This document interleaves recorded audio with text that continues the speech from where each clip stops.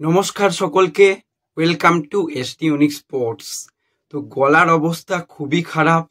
বিজয়া দশমী গেছে, প্রচুর পরিমাণে পুজোতে আনন্দ করা, প্রচুর বৃষ্টিতে ভেজা, সব মিলিয়ে মিশিয়ে খুব ভালো করে পুজো কাটিয়েছি। আশা করছি সকলে খুব ভালো করে পুজো কাটিয়েছ।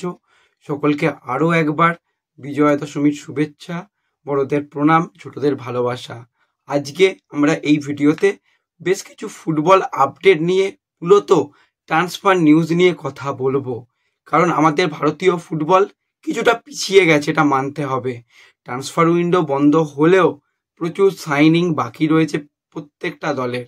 তো সেক্ষেত্রে বেশ কিছু বড় আপডেট নিয়ে আলোচনা করার রয়েছে। ইস্টবেঙ্গলের নবনিযুক্ত বিদেশি প্লেয়ার হিরো কবে আসছে সেই নিয়েও কথা বলার রয়েছে এই ভিডিওতে।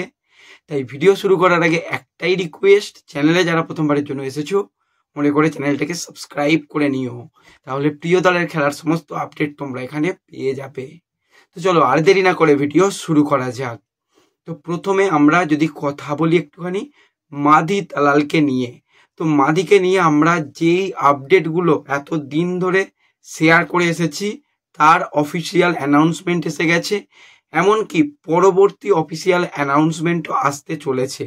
কারণ মাধি তালালকে নিয়ে কথা বলতেই হয় একজন দুর্দান্ত মানের অ্যাটাকিং মিডফিল্ডার, ফ্রান্সের অ্যাটাকিং মিডিও। তো সে ইস্টবেঙ্গলের সঙ্গে দীর্ঘমেয়াদী চুক্তিতে থাকলেও খুব কম সময় ইস্টবেঙ্গলের জন্য সে খেললো। মাত্র এই 13টা মতন ম্যাচ খেলেছিল, 5টা অ্যাসিস্ট, 3টে গোল। দুর্দান্ত তার পারফরমেন্স ছিল, কিন্তু চোট আঘাত সমস্যার কারণে তার আর ইস্টবেঙ্গলের সঙ্গে পুরো যে কন্ট্রাক্ট সময়টা কাটানো হলো না।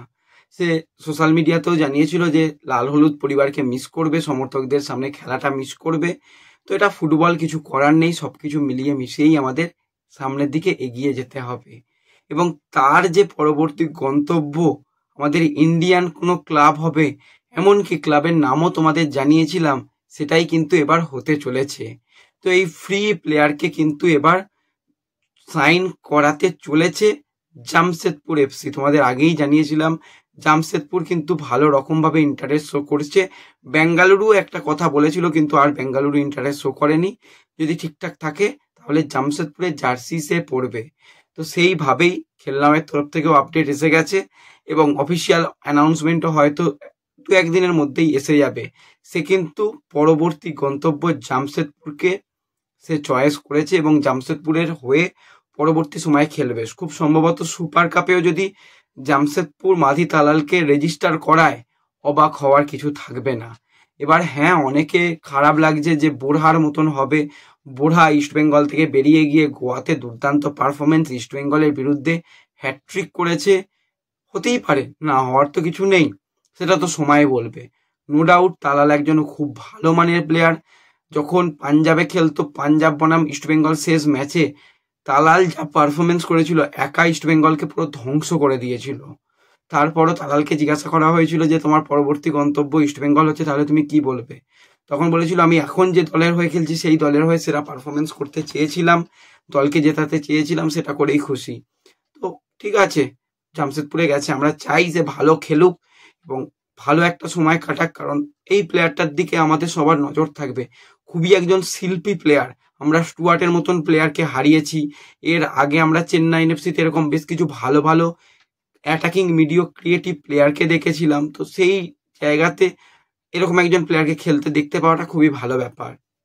খুব সম্ভবত 1 বছরের চুক্তি প্লাস 1 বছরের কন্ট্রাক্ট এক্সটেনশন, অর্থাৎ 1+1 ইয়ার ডিল কিন্তু জামশেদপুর এফসি কমপ্লিট করে নিয়েছে। শুধুমাত্র মেডিকেল কিছু টেস্ট এবং অফিসিয়াল অ্যানাউন্সমেন্টটা বাকি রয়েছে। আশা করছি সেটাও খুব তাড়াতাড়ি এসে যাবে। এর সাথে সাথে যদি আমরা জামশেদপুরেরই আরও একটা কন্ট্রাক্ট নিয়ে কথা বলি, তো চেন্নাই এফসিতে খেলেছিল একজন সার্বিয়ান সেন্টার ব্যাক লার্জার ক্রিস্কোভিচ। পরবর্তী সময় লাস্ট ইয়ার সে জামশেদপুরে সাইন করে 1 ইয়ার ডিলে এবং ডিফেন্ডার প্লেয়ার হিসাবে বা মিডফিল্ড প্লেয়ার হিসাবে, ডিফেন্সিভ মিডিও হিসাবে সে খেলেছে কিছু কিছু ম্যাচ। কারণ সেই জায়গাতে ডিফেন্ডার হিসাবে তো অবশ্যই স্টিফেন এজে সবসময় ফার্স্ট চয়েস হিসাবে থাকবে। তবুও কিন্তু ক্রিস্কোভিচের উপর ভরসা রাখতে চলেছে জামশেদপুর ম্যানেজমেন্ট। তার সঙ্গে কিন্তু নতুন করে আরও 1টা বছরের ডিল কিন্তু কমপ্লিট করে নিয়েছে জামশেদপুর। তো লার্জার ক্রিস্কোভিচকে আরও একটা সিজন কিন্তু আমরা জামশেদপুরের জার্সি গায়ে খেলতে দেখব। তো জামশেদপুর কিন্তু যথেষ্ট ভালো দল গঠন করছে এবং তারা বেশ কিছু নতুন প্লেয়ারের সঙ্গে সাইন করা, বেশ কিছু কন্ট্যাক্ট এক্সটেনশন করা, সেগুলো করছে। পরবর্তী সময় জামশেদপুর নিয়ে কিন্তু একটা অবশ্যই আলোচনা ভিডিও থাকবে এবং আমি এই জামশেদপুর দলে ওয়েং কোয়েলের মতন কিন্তু আরও একজন কোচকে দেখতে চাই, কারণ ওয়েং কোয়েলের আন্ডারে জামশেদপুর যে পারফরমেন্স তুলে ধরেছিল, লিগ শিল্ড চ্যাম্পিয়ন করে দেখিয়ে দিয়েছিল ওয়েং কোয়েল। তো এই রকম একটা দলে ওয়েং কোয়েল এলে অবশ্যই আরও একবার কিন্তু লিগ শিল্ড বা কাপের জন্য জামশেদপুর অবশ্যই ফেভারিট থাকবে। তো দেখা যাক ওয়েং কোয়েলেরও যদি পরবর্তী সময় ডিল ডান করে, আরও একবার যদি তাদের প্রাক্তন কোচ চ্যাম্পিয়ন কোচকে ফিরিয়ে আনে, সেটা কিন্তু একটা দারুণ দারুণ সাইনিং হবে, সেটা বলাই যায়। এবং এর সাথে সাথে আমরা যদি এবার কথা বলি একটু ইস্ট বেঙ্গলকে নিয়ে, তো ইস্ট বেঙ্গল তো প্রস্তুতি পর্ব শুরু করে দিয়েছে, পুজো শেষ, কিন্তু ইস্ট বেঙ্গলের প্রস্তুতি মাত্র 2 দিন বন্ধ থাকলেও আবার নতুন করে শুরু হয়েছে। সেখানে ইস্ট বেঙ্গলের বিদেশি প্লেয়াররা তো রয়েছে, কিন্তু এখনো পর্যন্ত নবনিযুক্ত হিরো জাপানি সেই স্ট্রাইকার সে কবে আসবে সেই নিয়ে সকলের মনে প্রশ্ন। যেরকমটা আমরা শুনেছিলাম যে পুজোর শেষেই হয়তো চলে আসবে, কিন্তু কেন এত ডিলেমি হচ্ছে সত্যি জানা নেই। হ্যাঁ, ভিসা সংক্রান্ত কিছু ইস্যু তো রয়েছে, কিন্তু শুধু যে হিরো আসছে সেটা নয়, হিরো কিন্তু তার পরিবারকে নিয়ে কলকাতায় আসছে। যেরকমটা জানা যাচ্ছে লক্ষ্মী পুজোর পরেই কিন্তু হিরো কলকাতায় চলে আসবে। ঠিক আছে, আসবে, এতদিন প্রি সিজনও সে করেছে, ঠিক আছে, কিন্তু দলের সঙ্গে মানিয়ে নিতে অন্তত 10টা দিন তো সময় লাগবে। সেই সময়টা হিরো কিন্তু খুব একটা পেল না আইএফএ শিল্ডের আগে, কারণ আইএফএ শিল্ড তো আর 4 দিন 5 দিন বাদেই শুরু হয়ে যাচ্ছে। হ্যাঁ, সুপার কাপ রয়েছে, তার আগে মানিয়ে নিতে পারবে, কিন্তু যদি আইএফএ শিল্ডের আগেও আসতো সেটা কিন্তু ভালো হতো। ঠিক আছে, কিছু করার নেই, যখন তাকে আনা সম্ভব হয়নি, তো যবে আসবে এসে যদি যত তাড়াতাড়ি নিজেকে মানিয়ে নিতে পারবে ততটাই কিন্তু ভালো ব্যাপার হবে। যেহেতু ইস্ট বেঙ্গলের পরবর্তী টুর্নামেন্টগুলো শুধুমাত্র যে প্রতিযোগিতায় অংশগ্রহণ করা সেটা লক্ষ্য নয়, প্রত্যেকটা প্রতিযোগিতার চ্যাম্পিয়ন হওয়াই কিন্তু ইস্টবেঙ্গলের মূল লক্ষ্য। তো সেই জন্যই কিন্তু সমস্ত কিছু প্রক্রিয়া দ্রুত করা হচ্ছে, প্লেয়ারও আশা করি এসে যাবে। এবং এর সাথে সাথে যদি আমরা একজন দুর্দান্ত মানের উইঙ্গার বা মিডফিল্ড প্লেয়ারকে নিয়ে কথা বলি, সেটা আর অন্য কেউ নয়, আশিক কুরুনিয়ান।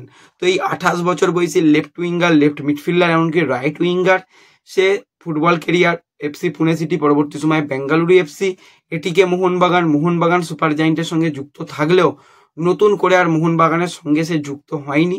অফিসিয়াল ভাবে আশিক কুরুনিয়ান তার সোশ্যাল মিডিয়া পেজে মোহনবাগানকে গুড বাই জানিয়ে দিয়েছে এবং তোমাদের অনেক মাস আগেই শেয়ার করেছিলাম যে সে মোহনবাগান সুপার জায়েন্ট ছেড়ে তার পুরাতন দলে আবারও একবার ফিরতে চলেছে। অর্থাৎ আশিক কুরুনিয়ানকে আমরা আরও একবার বেঙ্গালুরু এফসির জার্সি গায়ে দেখতে পাবো। অফিসিয়াল ডিল ডান হয়ে গেছে, আশিক কিন্তু আরও একবার বেঙ্গালুরুতে ফিরে যাচ্ছে এবং বেঙ্গালুরুও কিন্তু তাদের শক্তিশালী দলকে নিয়ে প্রি সিজন করে নিচ্ছে এবং সেই জায়গায় আশিকের আশাটা কিন্তু মানে অবশ্যই বিএফসির জন্য, তাদের আক্রমণ বিভাগের জন্য অনেকটা শক্তি বাড়াবে, এটুকু তো মনে হয়। আশা করছি আশিক সেরা পারফরমেন্স করতে পারবে এবং বেঙ্গালুরুকে আরও সাফল্য এনে দিতে পারবে। তো ব্যাস, এই ভিডিওতে এই আপডেটগুলোই শেয়ার করার ছিল। হ্যাঁ জানি গলার অবস্থা খারাপ, সাউন্ডও হয়তো খুব একটা ভালো হয়নি, একটু মানিয়ে নিও, 2-1 দিন সময় লাগবে, আবারও আমরা শক্তিশালীভাবে ফিরে আসবো। তো দেখা হবে পরবর্তী সময়, এখনকার মতন টাটা।